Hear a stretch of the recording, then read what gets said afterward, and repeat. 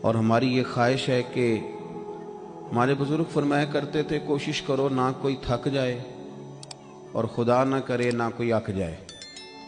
فرماتے تھے تھکے بندے پہ اثر کوئی نہیں ہوتا، اور اگر کوئی اک جائے تو اسے ثواب کوئی نہیں ہوتا۔ تو دونوں کاموں سے ہی بچنے کی کوشش کی جائے۔ اس لیے یہ اتنا خوبصورت ٹھنڈا اور خوبصورت ماحول ہے۔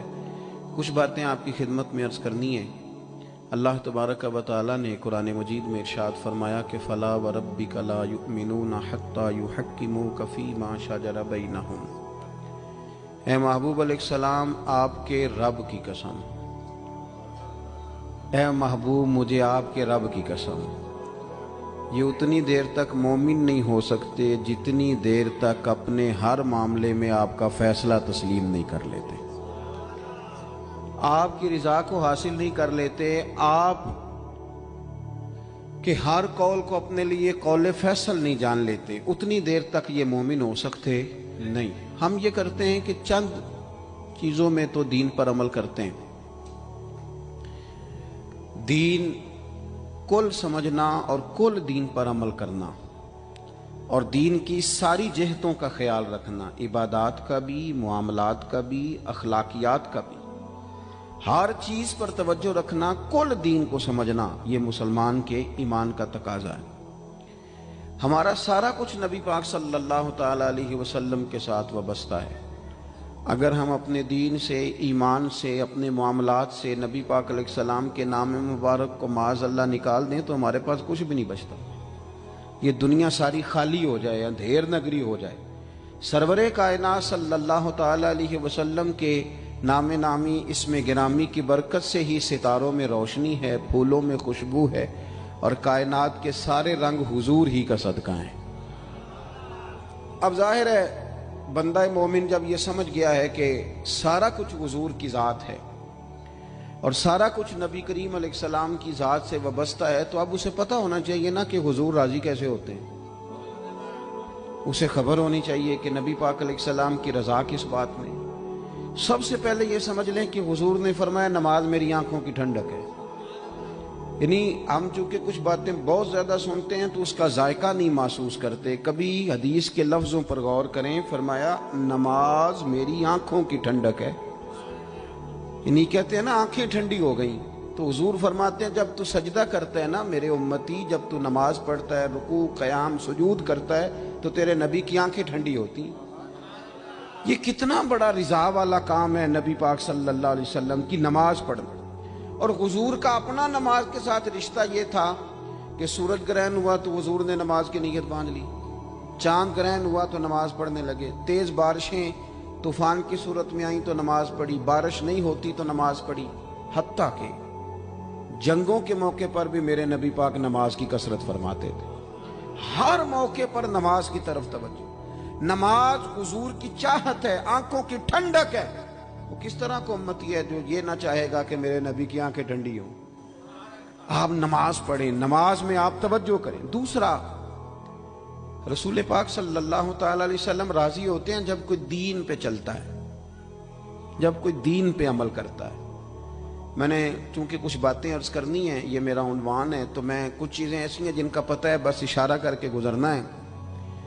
حضرت امیر حمزہ رضی اللہ تعالیٰ عنہ کو جب پتہ چلا کہ ابو جہل نے معاذ اللہ حضور کے سر اقدس پر ڈنڈا مارا ہے، تکلیف دی ہے، تو جناب امیر حمزہ نے بھی جا کے ابو جہل کے سر پہ ڈنڈا مارا، سر پھوڑ دیا۔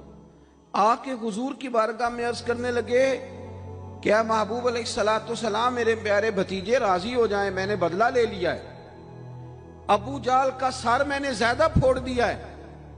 تو حضور نے فرمایا چچا میں ابو جہل کا سر پھوڑنے سے تو خوش نہیں نہ ہوتا۔ تو اے محبوب آپ کیسے خوش ہوتے ہیں؟ فرمایا آپ میرے دین کا کلمہ پڑھ جائیں، مسلمان ہو جائیں، میں خوش ہو جاؤں گا۔ تو ہم چیزوں کو سمجھتے نہیں۔ دین پر جب کوئی بندہ آتا ہے، دین پہ عمل کرتا ہے، ہماری تو تڑپ ہونی چاہیے نا، لیکن نا حضور کی خواہش ہے لوگ مومن ہو جائیں۔ وحشی حضرت امیر حمزہ کا قاتل آ کے عرض کرتا ہے حضور اگر میں کلمہ پڑھ لوں تو معافی ہے؟ فرمایا آ صحیح، دین قبول کر، تیرے لیے بھی معافی ہے۔ میرے بھائی جو دین پہ آئے، دین پر عمل کرے، اس سے حضور خوش ہوتے ہیں۔ جھنڈیاں لگانا بڑا کام ہے، یہ کمکمے سجانا بڑا کام ہے، نعرے لگانا بڑا کام ہے، اس میں بڑی سعادت ہے، لیکن سمجھ لینا کہ یہ تو ہم پھول بوٹے لگا رہے ہیں دین کے کام میں، جو بنیاد ہے وہ تو دین قبول کرنا ہے، جو اساس ہے وہ تو دین پہ عمل کرنا ہے۔ اب آپ تیسری بات سنیں، حضور کس بات سے راضی ہوتے ہیں؟ توجہ ہے آپ کی میری بات پر؟ ہمارے ہاں نا جب کسی کا والد فوت ہو جاتا ہے نا، جو بچہ یتیم ہو جاتا ہے، تھوڑے دنوں تک لوگوں کی ہمدردیاں اس کے ساتھ رہتی ہیں۔ پتر میں تیرے ساتھ ہوں، فکر نہ کرنا، روز آتے ہیں، چوتھے دن آتے ہیں، میں جناب خادم ہوا، فکر نہ کرنا پتر میں حاضر ہوں۔ پھر جب 15-20 دن گزرتے ہیں تو پھر کہتے ہو نہیں بڑا کچھ چھوڑ کے گیا ان کا ابا۔ ایسے تھوڑی بات ہے، اس نے کمائی کی سنبھالے ہوئے پیسے ان لوگوں نے۔ پھر تھوڑے سے 6 ماہ گزر جاتے ہیں تو پھر کمزوریاں نظر آتی ہیں یتیموں میں۔ پھر لوگ کہتے ہیں نہیں جی یہ نکمے بڑے ہیں، انہیں کام کرنا چاہیے، ہاتھ پھیلاتے ہیں، عادت پڑ گئی ہے۔ میں نے دیکھا ہے آہستہ آہستہ سخت ہو گئے۔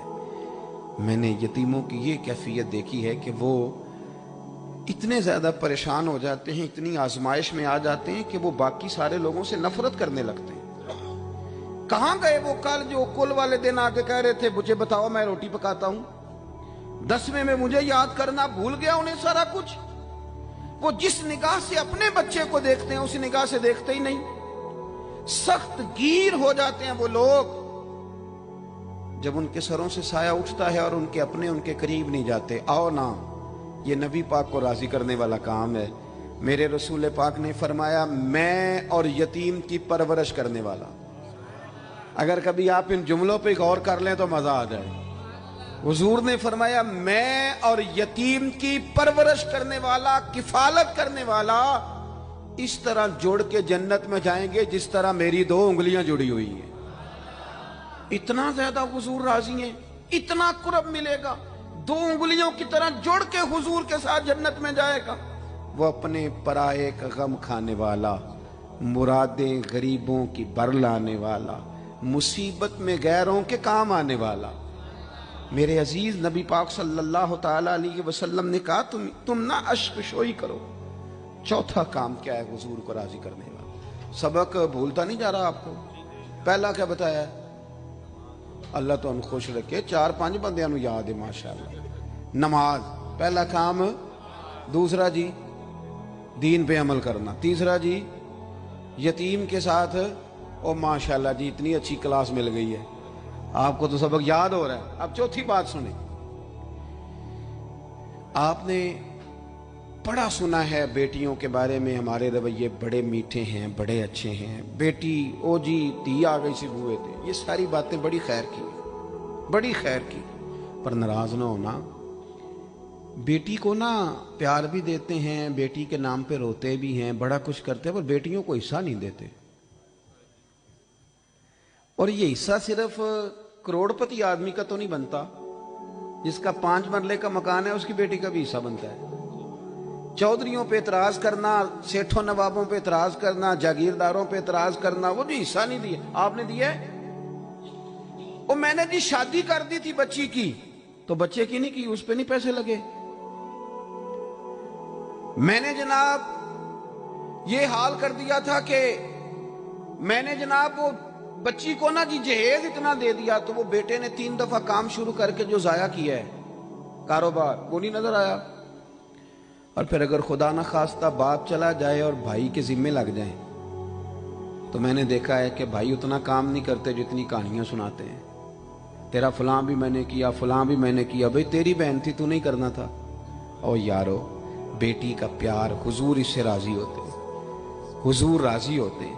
نبی پاک علیہ السلام نے فرمایا جس کے حصے میں 4 بیٹیاں آئیں، یا 3 بیٹیاں آئیں، یا 2 بیٹیاں آئیں، مختلف روایتوں میں لفظ ہے، یا فرمایا 1 بیٹی آئی، تیاں لئی پردیس میں بابل تے پتراں لی جاگیراں، چپ رہنا تے منہ کچھ بھی نہ کہنا، تیاں دیاں تقدیراں۔ بیٹی کا وہ مقام جو حضور صلی اللہ علیہ وسلم جس سے راضی ہوتے ہیں، اس مقام پر توجہ کریں۔ آج بھی بیٹی ڈری ڈری سی سہمی سہمی سی گھر آتی ہے، سہمی سہمی۔ اور میں نے وہ والی بیٹیاں بھی دیکھی ہیں کہ شوہر کہہ رہا ہے کہ جا حصہ لے کے آ، تو وہ کہتی ہے میں حصہ مانگنے گئی تو میرا وہ دروازہ بھی بند ہو جائے گا۔ بھائی کہندا حصہ لے لے تے پرت پھر مرے دا منہ نہ دیکھی۔ اتنی مشکل میں بیٹی کو ڈال دیا۔ سنو نا، حضور نے فرمایا جس کے ذمہ 2 3 یا 1 بیٹی بھی آ گئی، فرمایا اس کی صحیح پرورش کر کے عزت سے رخصت کر کے آ جائے، حضور فرماتے ہیں میں اس کا بازو تھام کے جنت میں ساتھ لے کے جاؤں گا۔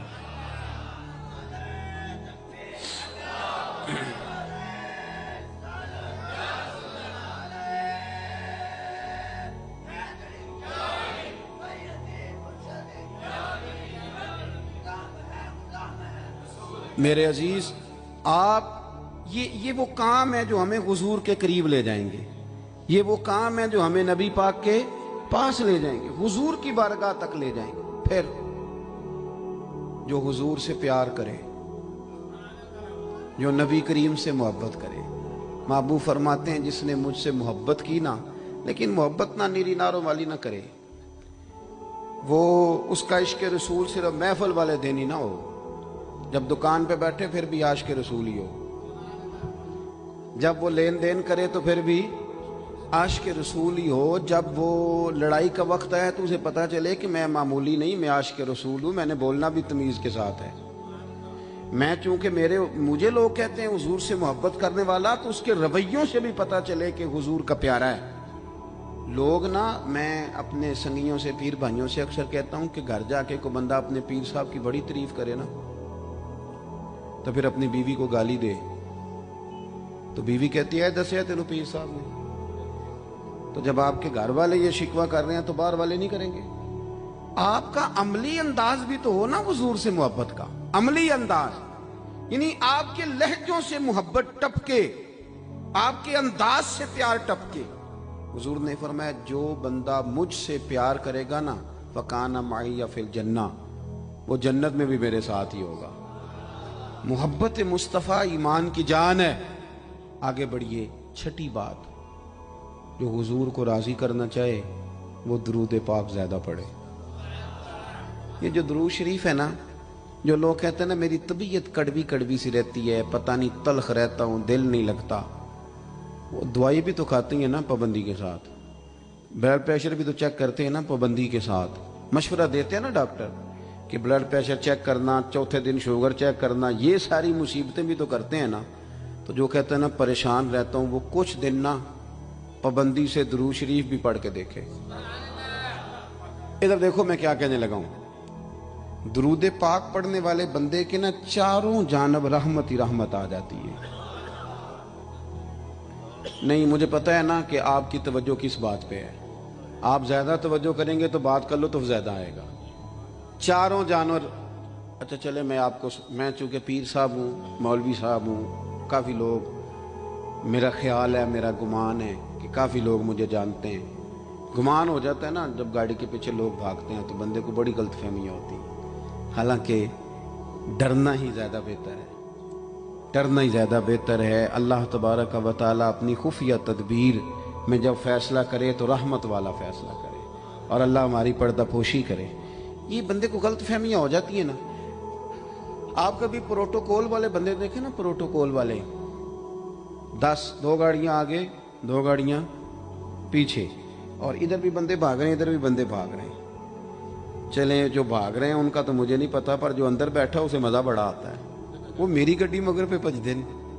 یہ مطلب، حالانکہ یہ مقام لطف لینے کا نہیں، یہ ڈرنے کا مقام ہے، یہ خوف کا مقام ہے۔ آپ پروٹوکول دیکھیں کبھی، پروٹوکول، آپ کے سیاستدانوں کو اتنا زیادہ پیار نہیں پاکستان سے، الا ماشاءاللہ۔ وہ تو یہاں آئیں نہ موج کریں باہر ہی، وہ تو اس لیے آتے ہیں کہ وہاں ان کی گاڑی کے پیچھے کوئی نہیں بھاگتا، یہ مزہ لینے آتے ہیں، نعرہ کوئی نہیں لگاتا تگڑا کر کے، وہاں خود اکیلے سڑکیں پار کرنی پڑتی، وہاں خود دوڑ دھوپ کرنی پڑتی ہے۔ یہ مزہ جو ہے نا، یہ کھینچ کے یہاں لاتا ہے۔ او بھائی، چاروں جانب کارکن ہو، مرید شاگرد ہوں تو بڑا مزہ آتا ہے، اور اگر چاروں جانب خدا کی رحمت ہو، تو چاروں جانب رحمت ہو تو کیسے ہو؟ حضور نے وعدہ فرمایا تو 1 بار درود پڑھ، اللہ 10 رحمتیں نازل کرے گا۔